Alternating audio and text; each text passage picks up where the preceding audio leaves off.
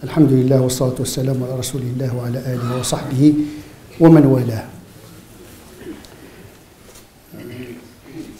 Nous avons abordé la morale face à la diversité, la divergence de l'humanité, en évoquant tout d'abord cette diversité humaine comme un donné divin, comme une volonté absolue d'Allah subhanahu wa ta'ala. Et l'acte de création dans la diversité d'Allah subhanahu wa ta'ala n'est pas un acte absurde. S'il y a diversité, c'est qu'il y a une raison. La diversité humaine vise, entre autres, à éprouver le comportement de l'individu, lequel comportement n'a de valeur que lorsqu'il s'inscrit dans un rapport à autrui, lequel autrui, à son tour, est forcément différent. C'est ce qu'on appelle l'épreuve de l'altérité, l'épreuve morale par l'altérité. Vous n'allez pas trouver deux personnes qui se ressemblent, qui ont le même caractère, les mêmes affinités. Dieu veut éprouver les uns par les autres. C'est ça la morale. Vous éliminez l'autre, vous restez tout seul. On ne peut pas juger de votre générosité, de votre bonté, tant que vous ne vous inscrivez pas dans une relation à l'autre. Cette relation à l'autre suppose la diversité, la différence. On peut dire que cette différence même est concentrée dans l'individu, en tant qu'individu. C'est-à-dire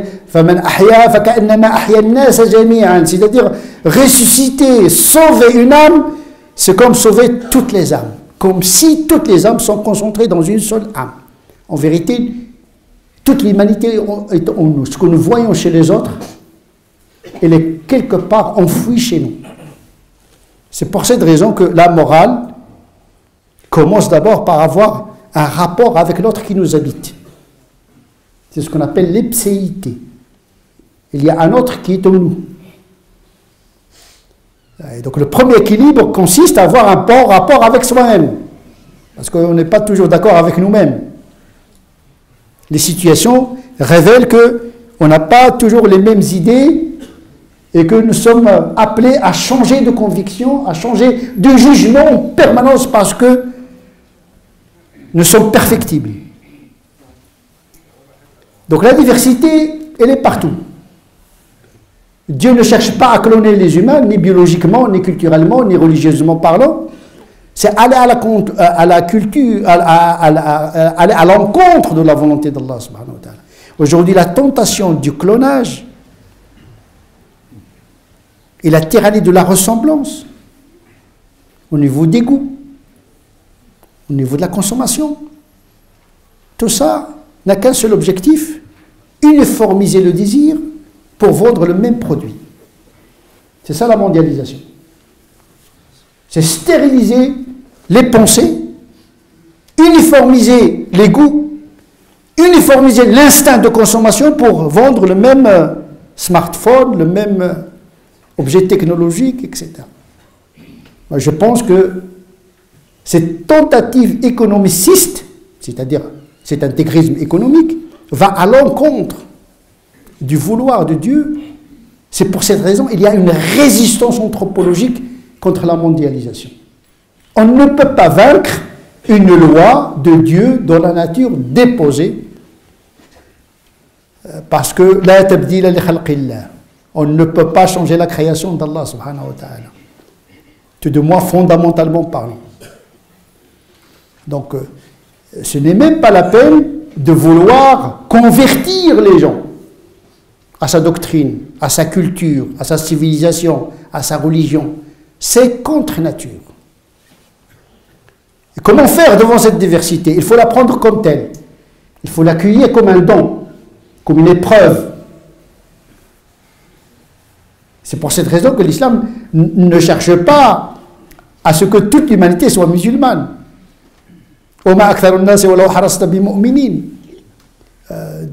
Dieu rassure et console le prophète. malgré ton désir ardent, toute l'humanité ne sera pas croyante. Donc, ne combat pas un destin efficient. Parce que la conversion, elle est dans la main de Dieu. On ne force pas les gens à adhérer à une spiritualité dont le propre est la liberté. Vous supprimez la liberté, vous supprimez la foi. Et donc le prophète était conscient.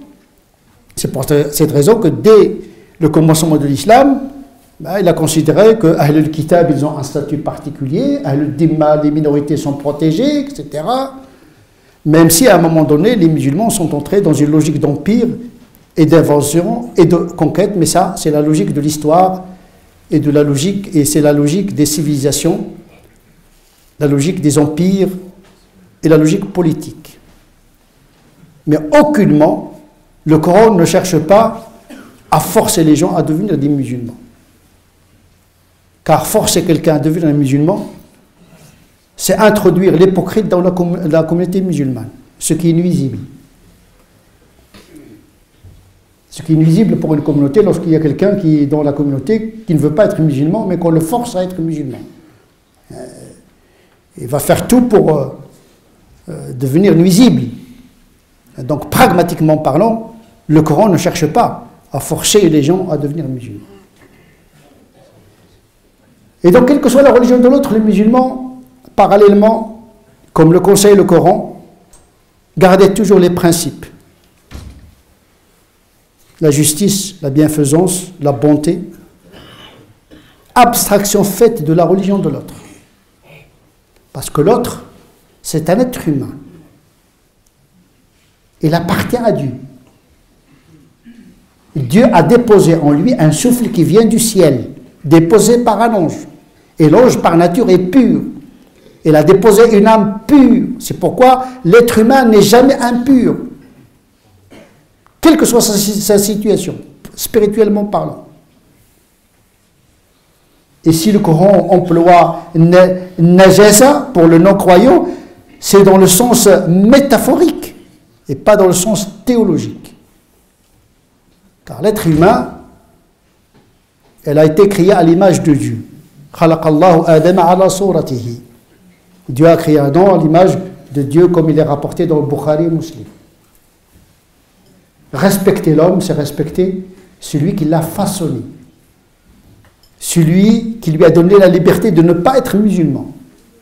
Il lui a donné la liberté de ne pas être musulman. Si Dieu a donné la liberté à Iblis de lui désobéir, il a donné aux croyants de l'incroyant de ne pas croire en Dieu en connaissance de cause, je dois respecter cette volonté de Dieu puisque Dieu a respecté la liberté des autres. Donc je dois toujours garder mes valeurs. Je ne dois pas trahir mes valeurs de respect, de tolérance, respect de dignité de l'autre.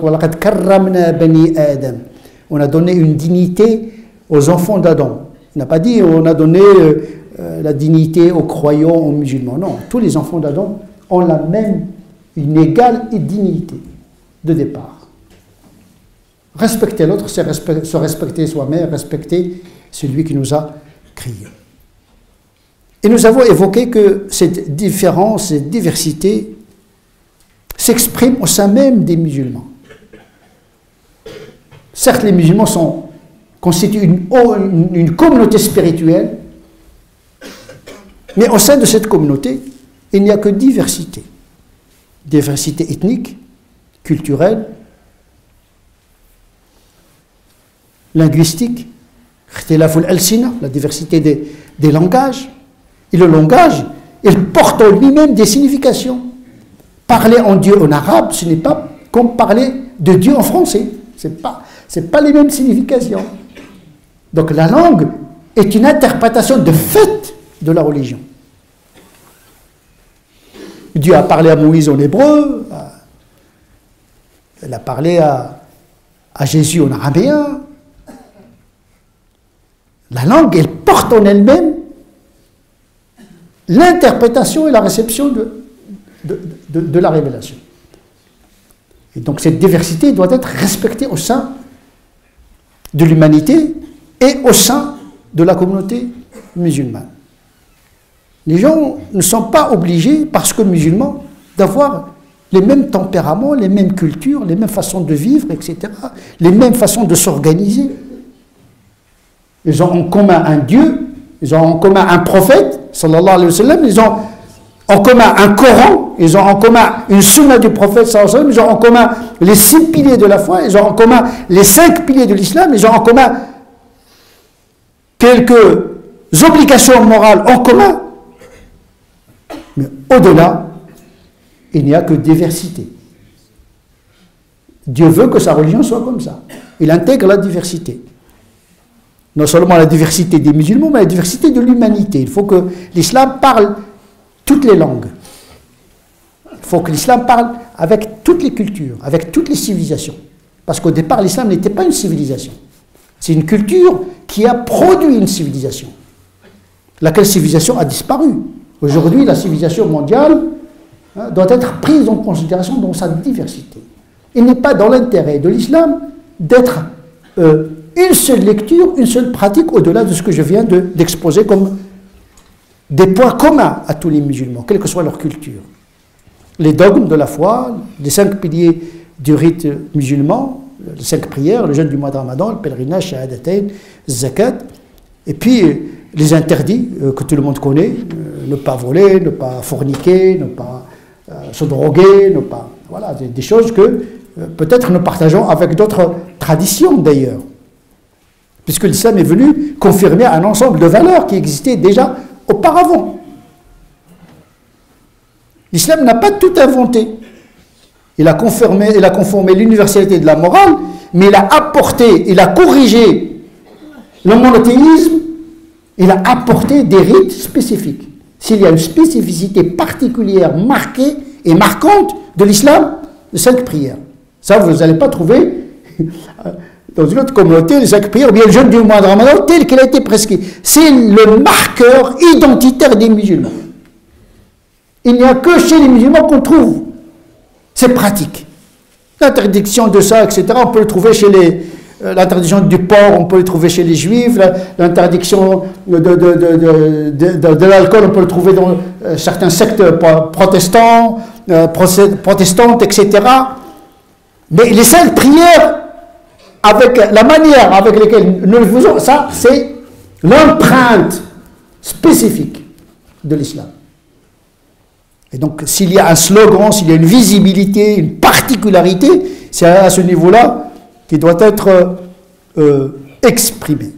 Mais nous partageons avec les autres beaucoup de valeurs. Sauf que l'islam, il est venu pour nous donner la force de les mettre en pratique. Si l'islam ne nous donne pas la force d'être bon, d'être juste, c'est que les hommes vont accuser que l'islam il est faible. Il ne transforme pas les musulmans. C'est ça notre drame aujourd'hui. Pourquoi on nous critique? Parce qu'on n'est même pas peut-être à la moyenne morale du monde. Nous dépassons peut-être les autres dans des catastrophes morales. Le vol, la triche, la délinquance, etc. Parfois, chez certains musulmans, on trouve qu'ils dépassent les autres. Or, cette religion est essentiellement venue comme un levier de perfectibilité morale. Le prophète, son projet, c'est de parfaire la vertu. Pas de l'inventer. La vertu, tout le monde la connaît. Un juif, un chrétien, un athée, il y a une morale laïque qui interdit le vol, la triche, etc. Donc il y a des points de convergence. Mais la différence doit se jouer dans la capacité d'accéder à la pratique de cette vertu. Et donc si la pratique culturelle ne nous aide pas à être des saints, c'est-à-dire des gens parfaits, on n'est pas crédible. Parce que s'il y a une distinction, c'est au niveau de la morale, c'est-à-dire dans le sens de la perfection. Bien sûr, nous avons des pratiques particulières, mais si on n'a pas une bonne morale, ces pratiques-là n'ont aucun effet. La prière, elle est faite justement pour nous protéger de la turpitude. Le jeûne, c'est une pratique de la domestication des instincts. C'est avoir la capacité, faire triompher l'esprit sur le corps. Or, pendant le ramadan, on voit les musulmans dans un laxisme moral incroyable. Il dort la journée et il fait le ramadan le soir. Et le bruit, c'est pas normal. Le jeûne n'est pas fait pour ça. Il passe toute la nuit à avoir des danses du ventre, des trucs, la nuit dans la désobéissance et la journée dans le sommeil et dans la fatigue. Donc on nuit à la fonction du rite qui nous permet de transformer la morale, d'être plus producteur encore, de produire de la valeur ajoutée, au lieu d'être des assistés de nos sociétés.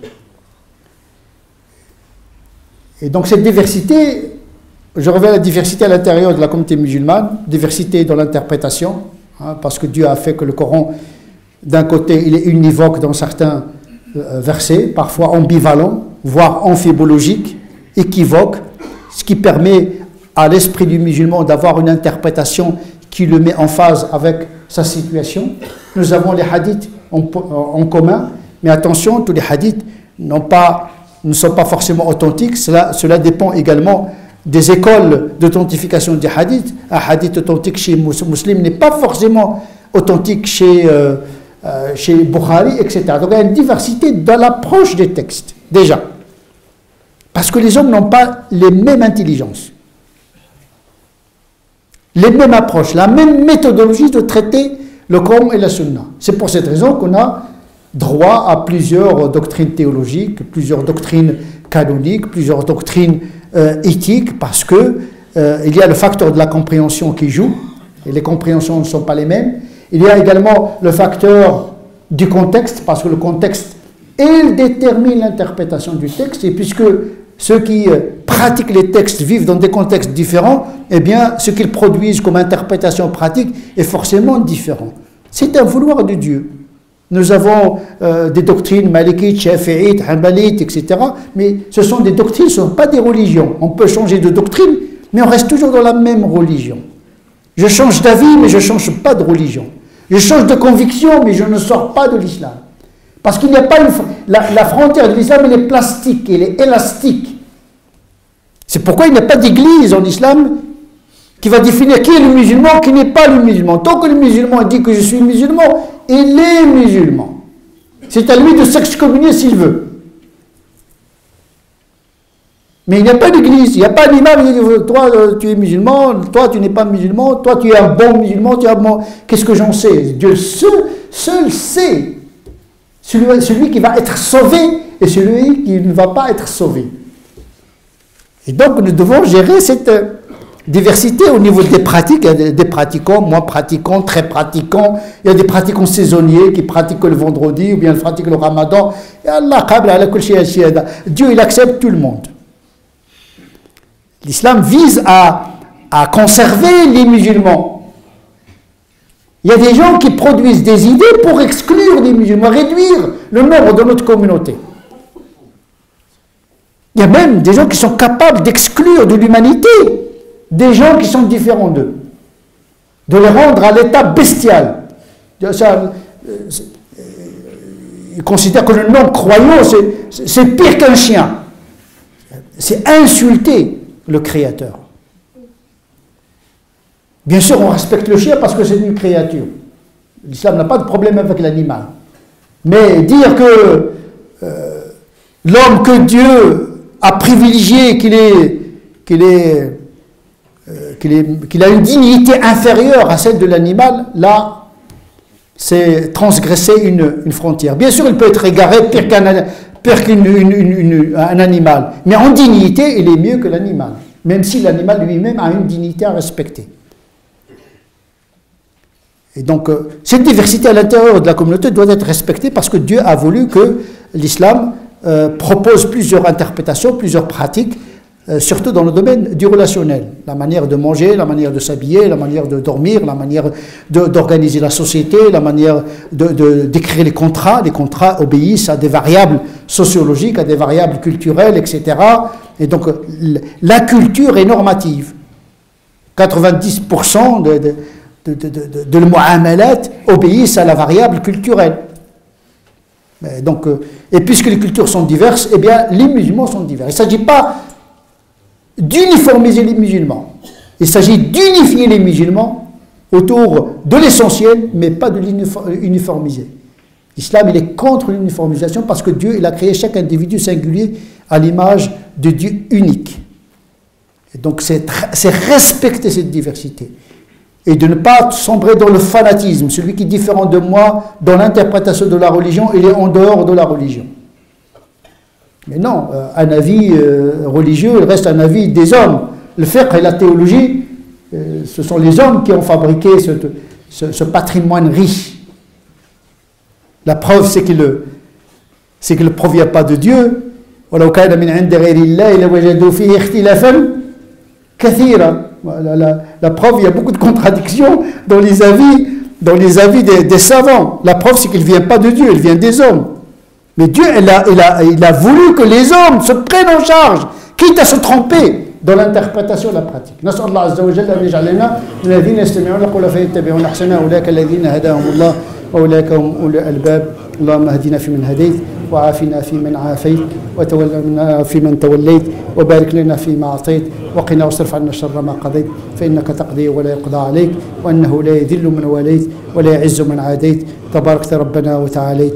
اللهم صل على سيدنا محمد وعلى آل سيدنا محمد كما صليت على سيدنا إبراهيم وعلى آل سيدنا إبراهيم وبارك على سيدنا محمد وعلى آل سيدنا محمد كما باركت على سيدنا إبراهيم وعلى آل سيدنا إبراهيم في العالمين إنك حميد مجيد. سبحان ربك رب العزة عما يصفون وسلام على المرسلين والحمد لله رب العالمين.